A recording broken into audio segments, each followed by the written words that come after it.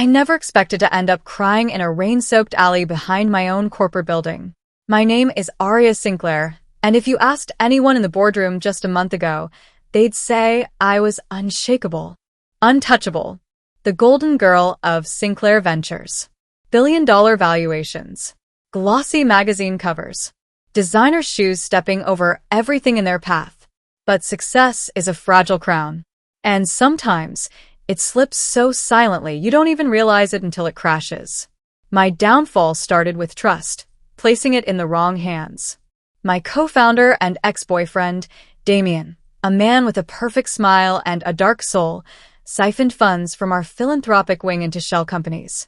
When I found out, he didn't just deny it, he blamed me. Said I was too naive to catch him sooner. His lawyers were ruthless. My board turned cold. The press ripped me apart, calling it a scandal instead of what it really was, a betrayal. In 1 week, I lost my company, my credibility, and my sense of self. The world that once bowed at my feet now laughed at my fall. So there I was, drenched in cold rain, my face smudged with tears and mascara, clutching a torn designer bag like it could somehow hold together my shattered pride. That's when I heard the voice. Hey. You all right? It was deep, rough, like gravel warmed by fire. I turned, startled, and saw a man sitting under a rusted awning beside a half-empty shopping cart. His face was weathered, beard thick, eyes kind. I tried to wave him off. I'm fine. You don't look fine, he replied gently. Want some coffee? It's not fancy, but it's hot. I wanted to refuse. I didn't take charity. But I was cold, humiliated, and something in his voice disarmed me. He poured the coffee from a dented thermos into a chipped mug and handed it to me like it was a glass of fine wine. I took it with both hands. I'm Leo, he said, nodding toward me. Aria. Pretty name for a stormy night, he said with a smile. I laughed, really laughed for the first time in days. And just like that, something shifted. We talked for hours under that awning. I told him everything. Not the polished version, just the raw truth. About my family. How I'd grown up in a cramped apartment above my mother's nail salon, how I fought tooth and nail to get into Stanford, and how I built Sinclair Ventures from my dorm room, pitching investors with PowerPoint slides I designed at midnight. He listened. No judgment. No pity. Just presence. In return, he shared his story. Once a firefighter, he lost everything after a back injury and a string of medical bills that snowballed into homelessness. Not all scars are visible, he said, tapping his chest. I don't know why, but I returned the next day. And the next. We became unlikely friends, me, the disgraced CEO, and Leo, the man society had forgotten. It was Leo who said it first. You build a company once, Aria. Build something again. Something they can't take from you. His words struck a match in the ashes of my confidence. I didn't know what I'd build yet, but I knew one thing. I wasn't done. Not by a long shot. Leo didn't just save me from a cold night and shattered pride. He became the spark that reignited something I hadn't felt in years. Purpose. The morning after our third conversation, I woke up in my modest sublet, a far cry from the penthouse I once called home, and stared at the ceiling with a strange sense of clarity. I had no boardroom, no brand, no publicist fixing my image. But what I did have was freedom. For the first time in a decade, I could build without pressure, without compromise. And I knew exactly where to start. Leo. He wasn't just a kind soul with a tragic past, he was brilliant. He read old psychology books and engineering manuals he found in donation bins. He knew people. Understood pain, understood the system that failed him. And me? I still had skills. I could build businesses from scratch, negotiate deals, pitch ideas with conviction. We were different, but we shared something powerful. Resilience. I invited him for coffee at a diner near the public library. He hesitated, pride is funny like that, but he came. I brought a folder with rough sketches. A non-profit incubator, I told him. A space where people like him, overlooked, underestimated, could learn tech skills, entrepreneurship, coding, marketing. A platform where people with potential but no safety net could start over. Why me? He asked. Because if I can rebuild with you, I'll never forget where I came from. And because you saved me. Let me return the favor. That was the day we started Second Spark. We had nothing but a vision. No funding. No office. Just Leo's optimism and my determination. I spent my mornings applying for small grants, emailing old contacts, and writing proposals with a laptop borrowed from friend. My nights were filled with research, meeting people at community centers, and collecting donated laptops. Leo became our eyes on the ground. He knew where to find people who needed a chance. Veterans, former foster kids, single mothers, people who hadn't just fallen through the cracks, they were living in them. And slowly, doors began to open. A retired professor donated curriculum templates. A local businesswoman offered a rundown warehouse space rent-free for 6 months. A small foundation gave us our first $10,000 grant. Not much, but enough to paint the walls, buy folding tables, and install Wi-Fi. The first cohort had 7 people. Every one of them had a story that could break your heart. But they also had fire. There was Mel, who'd aged out of foster care and was living in a shelter. She became our graphic designer.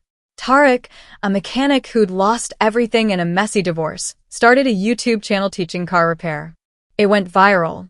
And then there was Jasmine, a mother of 3 who built an online store selling handmade candles and ended up featured in a lifestyle blog. Orders poured in. I watched them all, night after night, learning, building, healing. And something healed in me too. Months passed. Second Spark grew faster than I could have imagined. Our story caught the attention of local news, then national. And eventually, a tech philanthropist who once rejected my startup reached out. He offered $500,000 in seed funding, no strings attached. This time, I didn't flinch. I didn't need to impress anyone. I just told him the truth. I told him about Leo. At the ribbon cutting for our second location, I asked Leo to speak. He stood at the podium in a clean shirt I'd picked out and looked out over the crowd, journalists, donors, former students, and said, "I'm not a businessman. I'm just a man who was given a second spark." And that changed everything. People cried. I did too. Success this time was quieter, more meaningful. It didn't come with private jets or awards. It came with thank you letters from people who had jobs for the first time in years. From mothers who could finally afford daycare. From veterans who found dignity again. And Leo? He refused a salary, but I made him co-founder. He used his share to open a community kitchen. Said food and dignity go hand in hand. I never thought falling from grace would be the best thing that ever happened to me. But I wasn't just rebuilding a career, I was reclaiming my soul. Success, the second time around, felt different. It didn't roar, it resonated. I no longer chased headlines. I chased moments. The sparkle in Mel's eyes when she presented a client logo. The tight hug from Jasmine after her store hit 6 figures. The night Tarek brought his teenage son to our graduation ceremony, both of them in matching suits. That was the currency I lived for now. Second Spark didn't just grow. It ignited a movement. We expanded into 5 cities in less than a year. Each location was unique, rooted in its community. Local mentors. Tailored workshops. We built partnerships with corporations, helping them see potential in people who never got past HR filters. But while the world applauded, I remained grounded. Leo kept me there. He never stopped wearing that same brown jacket with the frayed cuffs, even when I offered to buy him a new one. "It reminds me not to forget," he'd say with a soft smile. And I didn't forget. Not the alley. Not the betrayal. Not the woman who once thought worth was measured by the weight of her watch. Then came the call that changed everything again. A venture capitalist named Nina Caldwell, one of the most respected women in tech, requested a private meeting. I was skeptical. The last time someone with that kind of power entered my life, I lost everything. But I met her at a quiet rooftop cafe. She didn't pitch money. She offered vision. "I've been watching Second Spark," she said, sipping tea. "You're not just changing lives. You're disrupting the entire education pipeline. What if we scaled this globally?" My heart pounded. She leaned forward. "I want to invest $20 million. No equity. Just a partnership. You remain the face. We help you scale. It felt surreal. Just 2 years prior, I couldn't afford a bus pass. Now, I was being offered a global expansion backed by someone I once idolized from afar. I asked for 48 hours to think. Then I went straight to Leo. We sat on a park bench, our bench. I showed him the proposal. He read every line, quiet and focused. Finally, he folded the paper and looked at me. This could change the world, but is it still ours? I asked. He smiled. Arya, you are the spark. No one can take that from you anymore. We took the deal. Within 6 months, Second Spark had programs in Kenya, Brazil, and India. We began collaborating with global NGOs, translating our courses, adapting for cultural needs, and training local mentors. We even developed a mobile app so people in rural areas could access content offline. At the World Social Innovation Summit, I was asked to give a keynote. The same media that once labeled me a disgrace now called me the phoenix of purpose. I walked onto that stage, hands steady, heart full. I used to think I needed power to make a difference. I began. Now I know all I needed was pain, and the right person to remind me I still had light. Afterward, Leo met me backstage, eyes shining. You crushed it, he said, hugging me. I laughed, wiping away tears. We did. We really did. But the most important moment wasn't at a gala or summit. It came late one evening when I received a handwritten letter. It was from a young woman named Esme, who had been in our very first cohort. She'd battled addiction, survived abuse, and used our program to start a nonprofit for trauma survivors. Her final line read, "You and Leo didn't just change my life. You showed me it was still worth living." I cried for an hour, not because I was sad, because that's what real wealth feels like. Every empire leaves footprints, some in stone, others in spirit. Years passed, but the heartbeat of Second Spark never slowed. It pulsed in every city, every village, every online classroom we lit up. Thousands of lives transformed. From prisoners learning to code in quiet cells to grandmothers in villages launching handmade craft stores, we watched the world shape itself, one human, one choice at a time. And at the center of it all, Leo.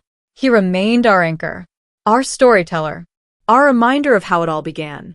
But time, as it always does, began to show its hand. Leo's limp became more pronounced. The nights he stayed late turned into days he missed entirely. I'd find him resting in the library, a paperback open on his chest. He brushed it off with a joke, but I saw the fatigue behind his eyes. One rainy morning, eerily similar to the one when we first met, he collapsed. Doctors called it late-stage pulmonary fibrosis.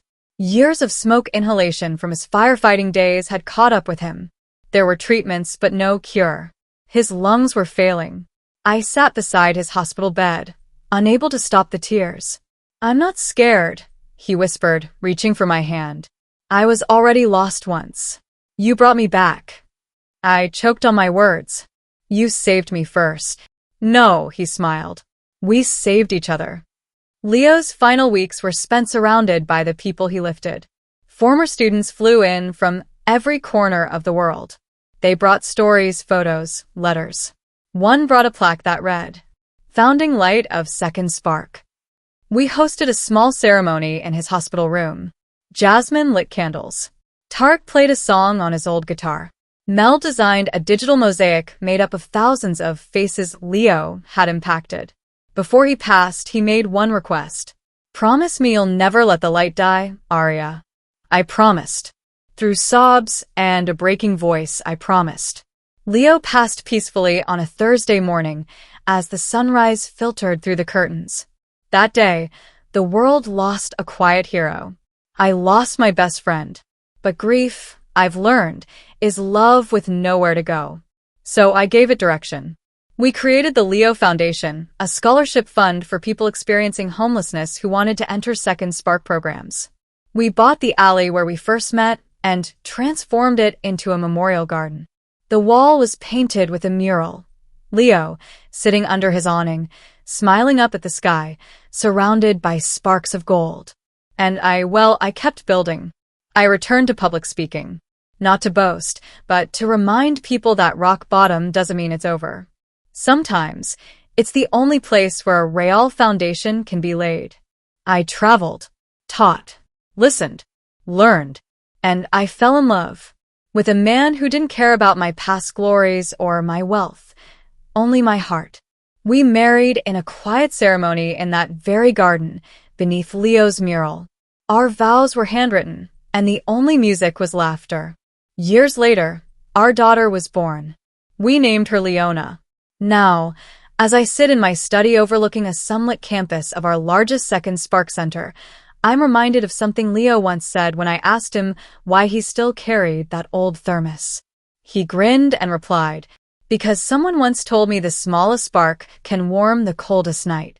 And he was right, because that spark, it changed everything.